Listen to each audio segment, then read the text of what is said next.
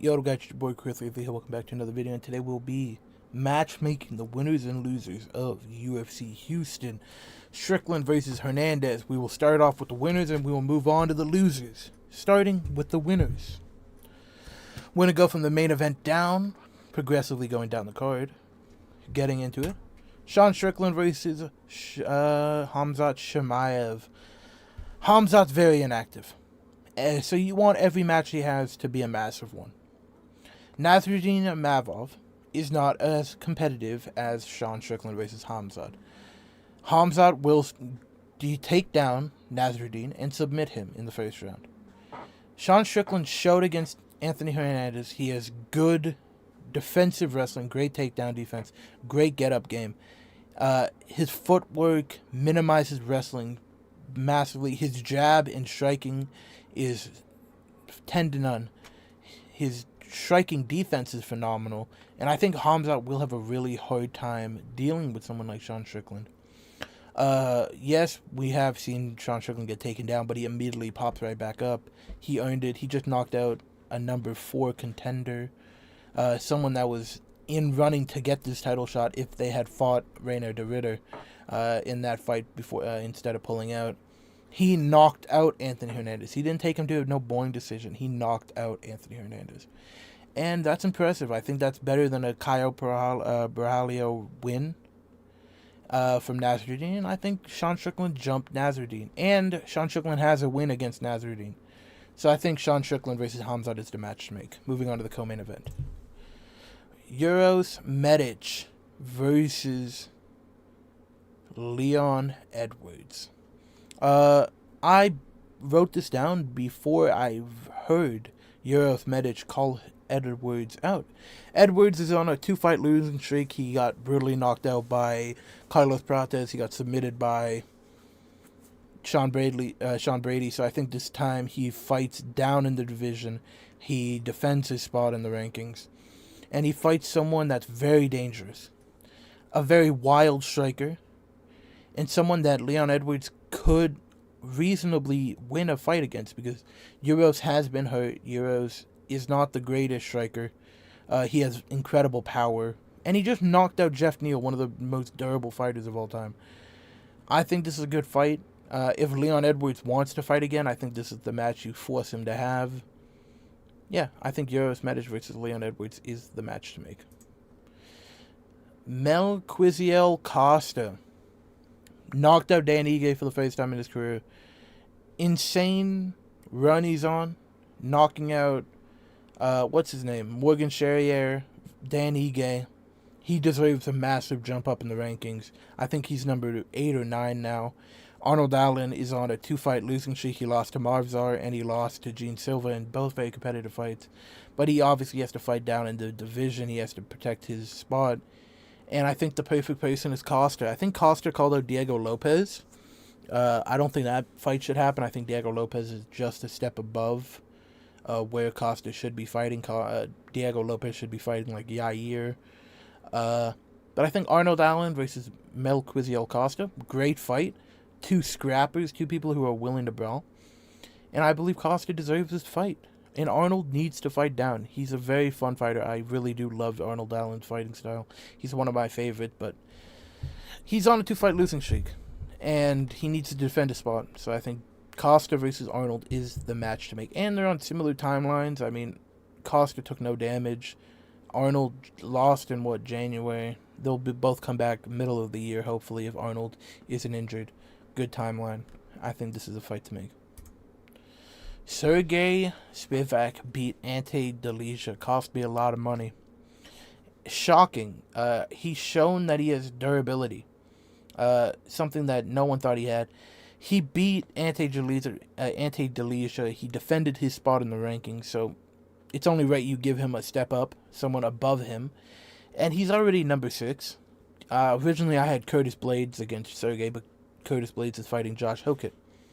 So you got to give him someone above him. The only person above him that I don't have booked in my mind is Pavlovich.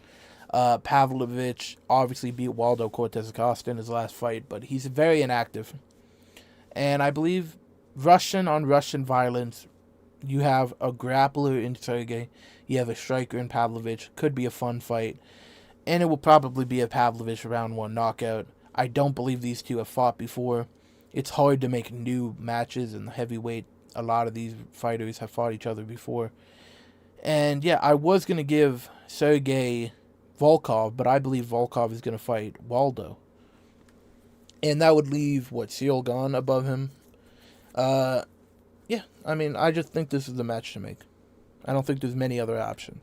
Unless you're going to have Sergey fight below him again, which is just unfair to Sergey. Jacoby Smith versus Kevin Holland. Kevin Holland is booked against Randy Brown. Win or lose, I believe he should fight Jacoby Smith. Jacoby Smith called out Kevin Holland. And, I mean, Kevin Holland is a gatekeeper. He's pretty much the person you have to fight to get into the rankings. He's coming off of a loss against Mike Malad. He's probably going to lose to Randy Brown. And that would put him on a 2-fight losing streak. That would put Jacoby Smith, I think, undefeated. I think that's just a fun fight. A fun striker versus a fun striker. Pretty fun fight. I think this is the match to make. And they are trying to build up Jacoby Smith as a star. And what's better than to have him fight Kevin Holland, who will have a fun fight, have good moments, will promote the fight. And yeah, I think, and Jacoby Smith called him out. So I'm giving a lot of these fighters the people they call out. Mikel Pereira versus Shara Magomedov. I believe Shara probably deserves higher than Mikel Pereira. But after that fight against Mark Andrew Barriot, I believe he needs to step down. Like a get-back fight. He obviously beat Mark Andrew, but he almost got knocked the fuck out by Mark Andrew, who doesn't knock people out. Mikel Pereira is terrible. I mean, I was so excited to see him fight before the Anthony Hernandez fight. I picked him to beat Anthony Hernandez. I actually picked him in every one of his last 3 fights. And he's lost me a lot of money. Yeah, I mean, he's cost me a lot of money. He's terrible. His cardio, like, it's actually crazy how he has that bad of cardio. His striking defense is terrible. He doesn't pack the same punch anymore. He doesn't grapple. And I think Shara Magomedov will be able to just piece this motherfucker up. I mean, this will just be a fun striking fight for the however long it lasts. One of these two would get knocked out. Shara obviously has the cardio advantage. But, yeah. I don't know why I picked this match, to be honest. I would have cut Michelle Pereira, but I think this would be a fun fight. I think Shara needs to come back to the UFC. And yeah, because we've had an Abu Dhabi card and he's not on it. He's usually on it. Carlos Leal versus Nicholas Delby. Carlos Leal had a fucking fight of the year contender against Shidi Nandekwane. And he deserves a gatekeeper so he can get into that ranking in the welterweight division. Nicholas Dalby is that.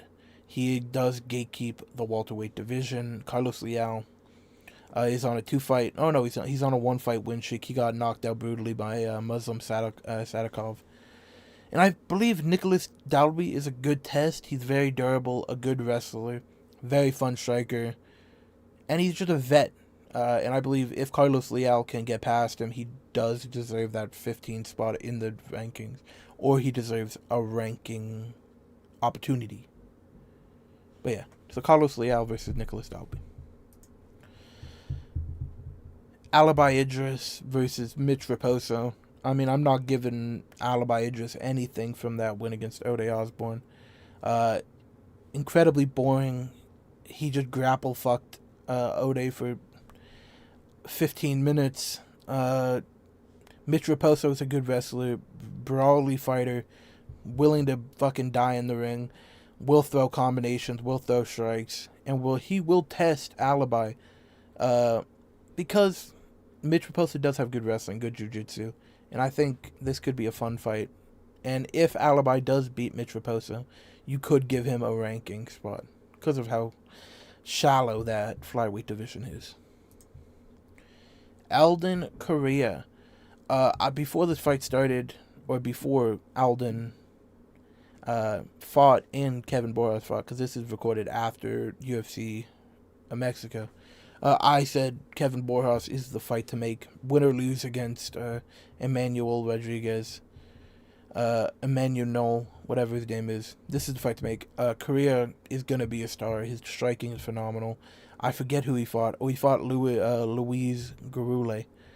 And I believe just put him up the rankings. If he beats if he beat Kevin, he can get a ranking spot. Again, the shallow division. Kevin is pretty much a gatekeeper. He's 1-4 in his last 5 fights. If Correa beats him, cut him from the UFC. Jocelyn Edwards versus Macy Chiasson. Macy just lost a fight. Jocelyn just won a fight. Macy's above her. Jocelyn is going to be looking for a higher ranking spot. So give him this fight. If Macy loses, cut her. Jocelyn's a very good striker. She beat Nora Coronel violently, broke her shoulder, broke her fucking something in her shoulder, broke on a slam takedown.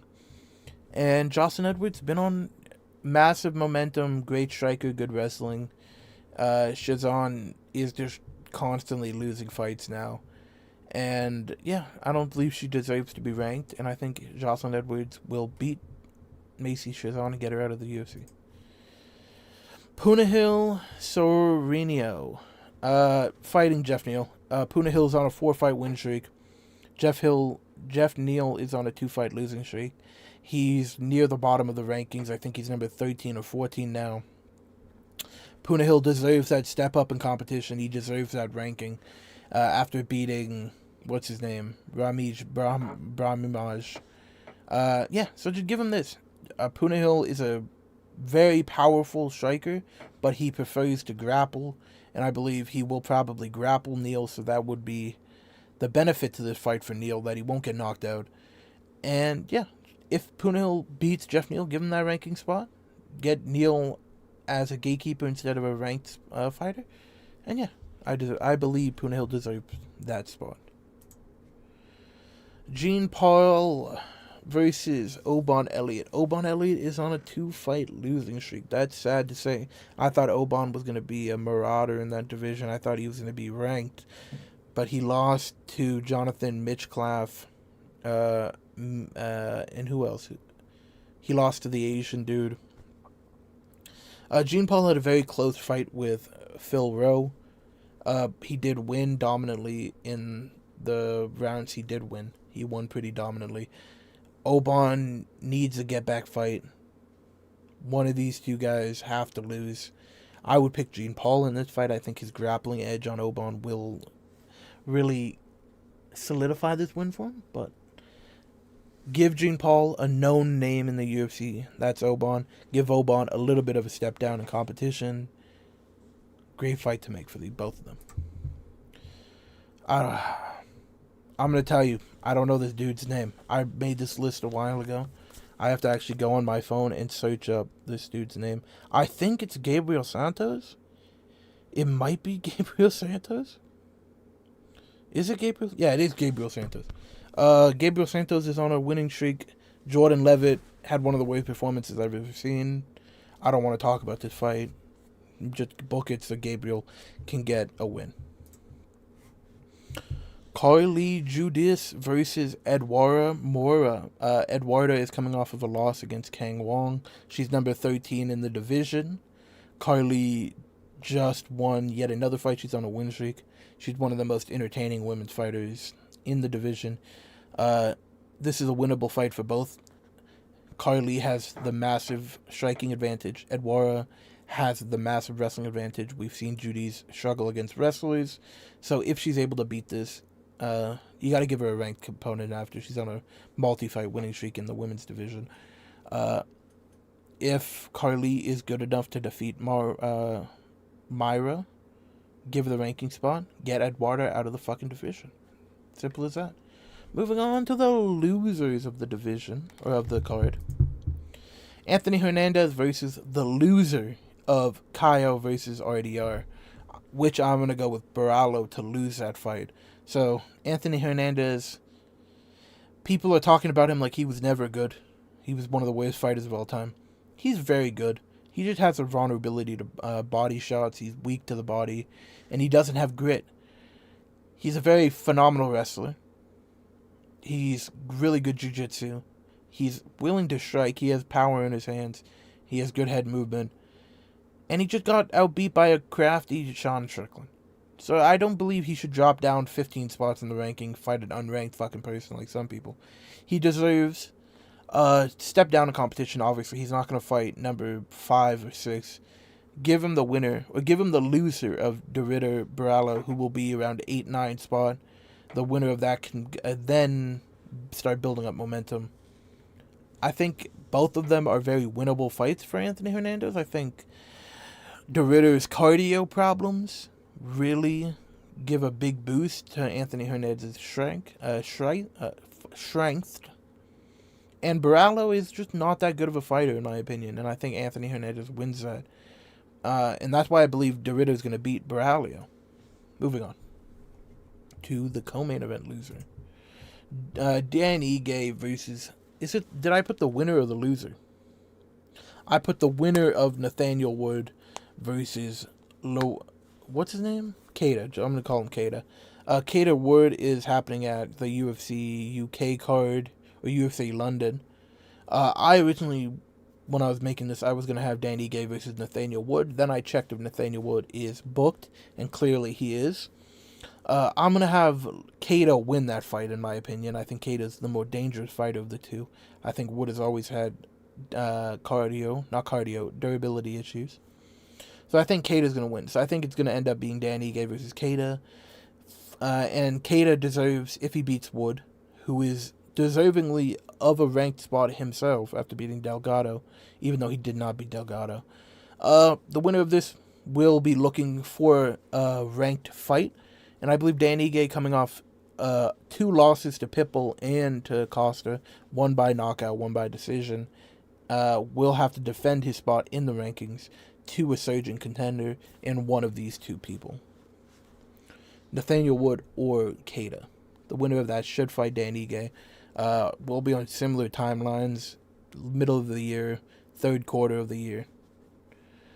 That is the fight to make. Ante Delija versus Shamil Gaziev. Both lost to Waldo Cortez Acosta recently by knockout. Shamil is obviously a pretty big star in the UFC because of all the blob comments. He's a good boxer. There won't be much wrestling. It'll be a fun, scrappy fight for as long as it lasts. Ante Delija was, in my opinion, one of the better heavyweights, but he's on a 2-fight losing streak. Losing to Spivak is never a good look. He is a 3rd nipple. I just noticed that. And yeah, I believe Ante Delija is going to fight down in the division. I believe Shamil Gaziev will just be given this fight.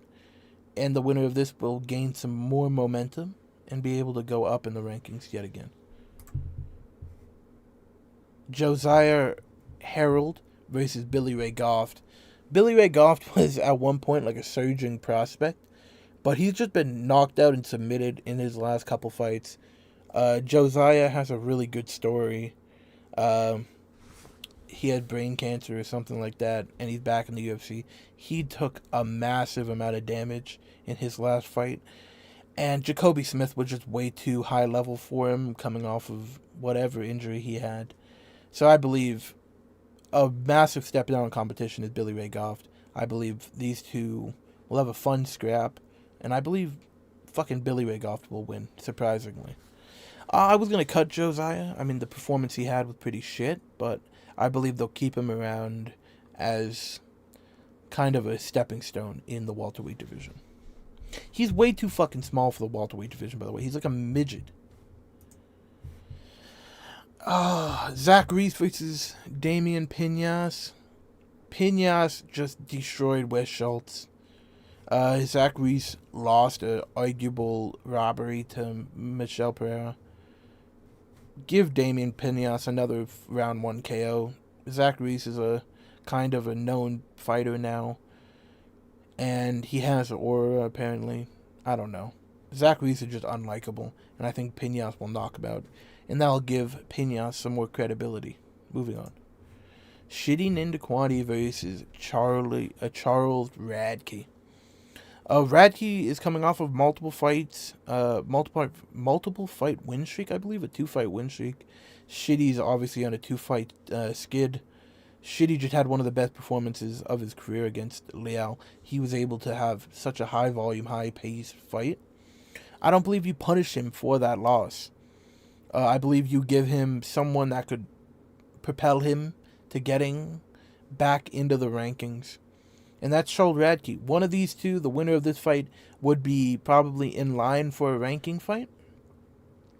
I would argue that Radke would win this fight. But you gotta give Shitty someone known, someone of a certain caliber in the welterweight division. He deserves it after that performance. I think Charles Radke is the one to match make with Shitty. Ode Osborne versus... what's his name? He's the one that got bit, right? Lima. Andre Lima. If he beats Ode, he gets in the rankings, pretty much. Lima's one of the best prospects in the flyweight division. I don't know how he's not already in the rankings. But if he beats Ode, he should be number 13, number 14, number 15. Garule just kick him out of the UFC. I don't know. This guy's never been UFC level. I think he's lost all 3 of his fights. He got brutally knocked out by Ode Osborne. He got fucked up by Jesus Aguilera. And yeah, just cut him. He doesn't deserve to be in the UFC. Just cut him. Cornell versus... I don't know that bitch's name. Hold on. Luana Santos. Oh, I didn't know that was Luana Santos. Just book this fight. Ramij Brahimaj versus Trey Waters. Trey Waters was actually a pretty good fighter, and then he got knocked out by Sam Patterson in his last fight, but he is a pretty good fighter. He's of the level of he's like he's in that top 30 of the welterweight division. So is Ramij. Give Ramij a comeback fight. He got he was doing really well in that first fight in that first round against Puna Hill. He just got wrestle fucked. I don't think Trey Waters will implement any type of wrestling. He's a lanky boxer. I think Ramij will have a great fight with him and give him some momentum back. So I think Trey Waters is the fight to make. Phil Rowe versus Susakayev. Bag Sangor Susakayev. Now, I don't think Bag Sangor is that good. He obviously had that momentum with the fighting on Contender Series and then immediately fighting, I think 4 days later on the UFC card. He's almost got knocked out by Eric Norland. He almost got knocked out by Eric Bakanico. He's not very good. And I think Phil Rowe will beat him if they fight. Obviously, Bag Sangor is very well-rounded. He has good striking, and he has really good jiu-jitsu and really good wrestling. But there's just a certain level of grit that you need to have to be a UFC fighter, and I don't believe he has it. And I don't know, his last fight with Eric Bakanico, yes, he got the knockout, but he struggled in that fight. Phil Rowe is a gatekeeper that always has fun fights. He's a good striker. He has pretty decent defensive wrestling. Hard to finish. He will come back, and he always has third-round comebacks where he wins the third round, knocks you out. And I believe he will do that in this fight. And I believe Phil Rowe will always be a guy that's just sticking around in the UFC division. Because he wins one, loses one. He arguably beat Jean Paul. Don't punish him too hardly. Give him Bag Sangor and let him fight. I originally had Yadir Davali cut from the UFC. One of the worst performances I've ever seen. You can tell there was clearly illegal gambling in that fight against Isaac Delgarian. Because I've seen Isaac Delgarian. He's a very good fighter. But Yadir got fucked by Jordan Levin. And should give him Tommy McMillan. Tommy McMillan is a gritty wrestler. Just won Dana White Contender Series fight. He trains with Sean O'Malley. He's like the prodigy of Sean O'Malley. He's been injured for a while, so the timelines kind of match up. He should be fighting relatively soon. Yadir took no damage in that fight, so he should make a quick turnaround. This will really test if Yadir is really shit at the division, because Yadir definitely has the striking advantage. Tommy McMillan is not the best striker. He doesn't have the best chin. He does have insane recoverability, though. This is just a fun fight, and if Tommy McMillan wins, he gets a decent name on his resume. And, yeah, make Tommy McMillan a big star, please. And I forget her name. My bad. Julianne Miller, cut from the UFC. There's no reason for her to be in the UFC anymore. She's on like a 4-fight losing streak. Just cut her. Thank you guys for watching. Bye.